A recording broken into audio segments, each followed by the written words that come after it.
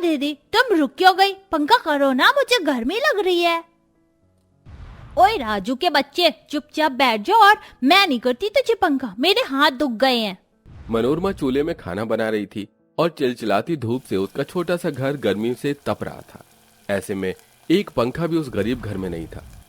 घर की हालत ऐसी थी कि रह रहकर दीवारों से मिट्टी झड़ती रहती थी। मनोरमा पसीने में लथपथ थी। सुनो बच्चों, ऐसे लड़ते नहीं। देखो खिड़की के पास हवा चल रही है, वहां बैठ जाओ।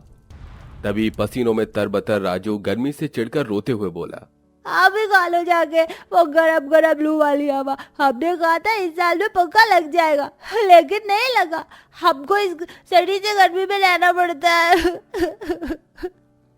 आप और पिताजी हमसे प्यार नहीं करते ना, तो हमारे घर में हवा खाने को एक पंखा है और न सोने के लिए बेड, न खाने को अच्छा खाना, और हमको फटे पुराने कपड़े पहनते हैं।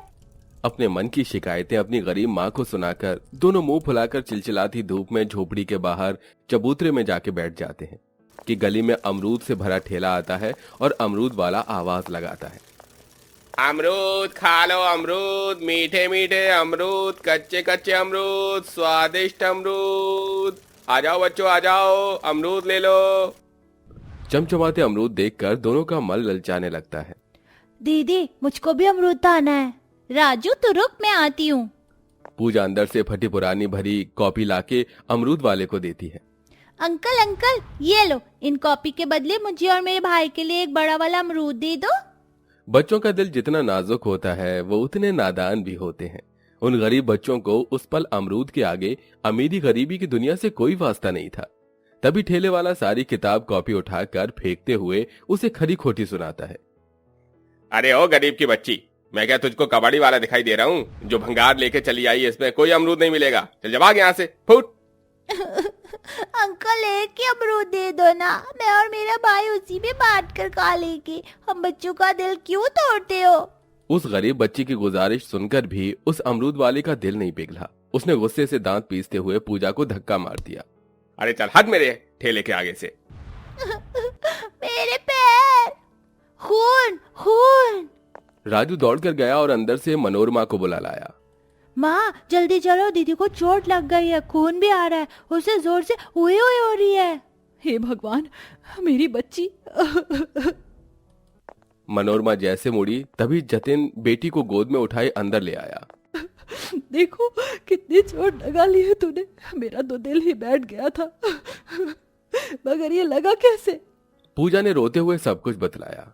माँ मैंने तो बस अमरूद ही मांगा था, अंकल ने मुझे धक्का मार दिया। ये सुनकर जितन खुद को असहाय लाचार बेबस महसूस करके रोने लगा। आज मैं खुद को हारा हुआ महसूस कर रहा हूँ मनोरमा। तुम्हें तो जिंदगी का कोई सुख दे नहीं पाया, अब मेरे बच्चों का भी दिल एक अमरूद के लिए तरस रहा है।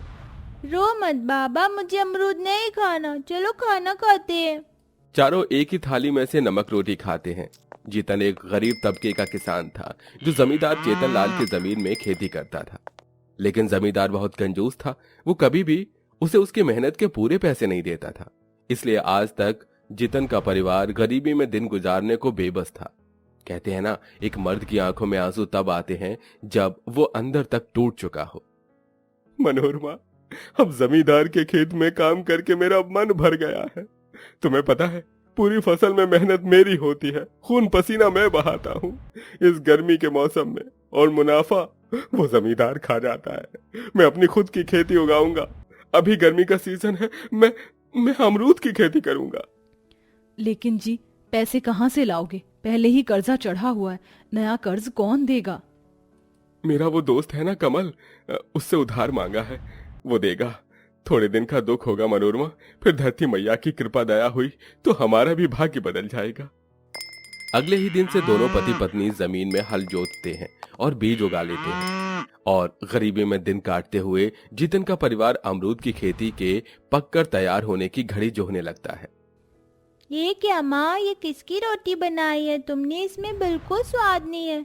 हाँ, और ये मीठी मीठी भी नहीं लग रही। मनोरमा मन उदास किए हुए बोली, ये मैंने जो आटा चाल कर रखा था उसी चोकर की रोटी बनाई है, क्योंकि अब घर में कुछ नहीं बचा, इसे ही खा लो।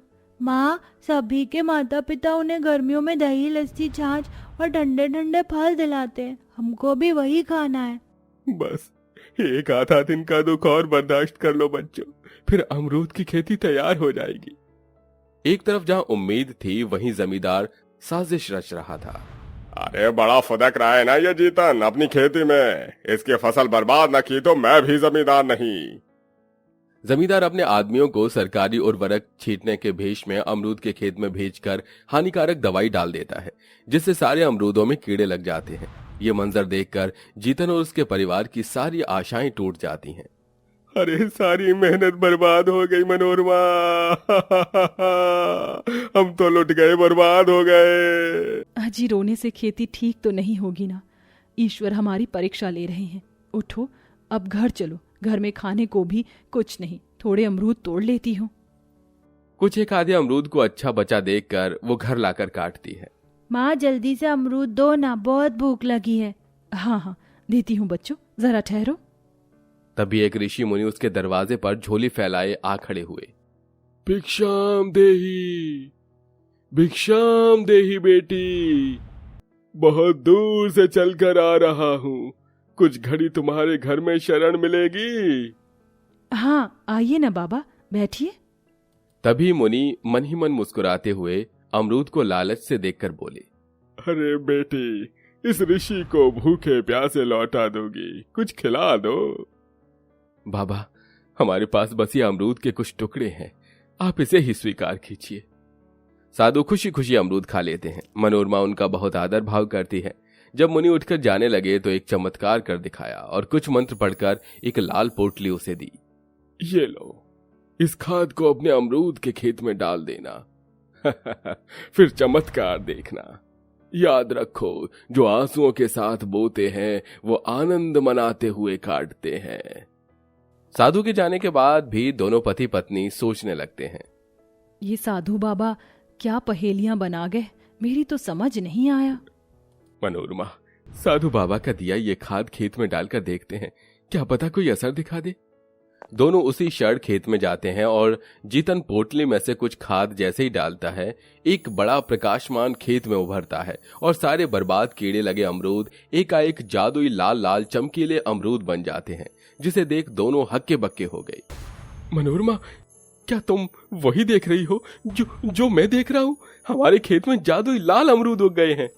लेकिन पूजा के बापू, इतने अलग मटमैले रंग अमरूद कौन खरीदेगा? पता नहीं इसका स्वाद कैसा होगा। यही विचार कर मनोरमा एक जादुई अमरूद तोड़कर उसे चखती है। वाह जी, ये अमरूद तो अमृत जितने मीठे हैं स्वाद में। तभी एक सुनहरी चमक हुई और मनोरमा ने जिस जगह से अमरूद तोड़ा था वहां एक और जादुई अमरूद लग गया। मनोरमा, देखा तुमने, यहाँ एक और जादुई अमरूद उग गया। तभी उनमें से एक अमरूद बोल पड़ा, क्योंकि हम जादुई अमरूद हैं और अब से तुम्हारा ये खेत भी जादुई हो गया है। इसमें अमरूद हर मौसम में लगेंगे और ना हम में कीड़े लगेंगे ना हम खराब होंगे। अब हमसे अपनी जिंदगी को बदल लो। दोनों ने खेत के जादुई अमरूदों को तोड़कर कई टोकरियां भर लीं और बाजार में बेचने चले गए। लो, खाओ लाल लाल अनोखे रसीले मीठे मीठे अमरूद, 20 रुपए किलो, 30 रुपए किलो। अरे वाह, देखने में बढ़िया लग रहे हैं तुम्हारे अमरूद, 2 किलो करना। अरे 5 किलो मुझको भी दे देना। थोड़ी ही देर में सारे लाल जादुई अमरूद बिक गए। अब तो रोज दोनों इसी तरह खेत से अमरूद तोड़ते और तपती धूप में उसे आकर बेचते। इधर जब गरीब किसान लोगों ने यह सुना तो बड़ी भीड़ उस गरीब दंपत्ति का जादुई अमरूद का खेत देखने चले आई और बूढ़े सीताराम ने कहा, अरे इतने लाल रंग के तो आज तक हमसे टमाटर भी नहीं उगाए गए और तुमने लाल अमरूद उगा लिए। ए जीतन, ऐसी खेती मेरे भी खेत में कर दे बिटवा, ताकि जमींदार से जान छूटे। अरे बहुत टैक्स लेता है वो, खाद पानी का हम गरीबों से।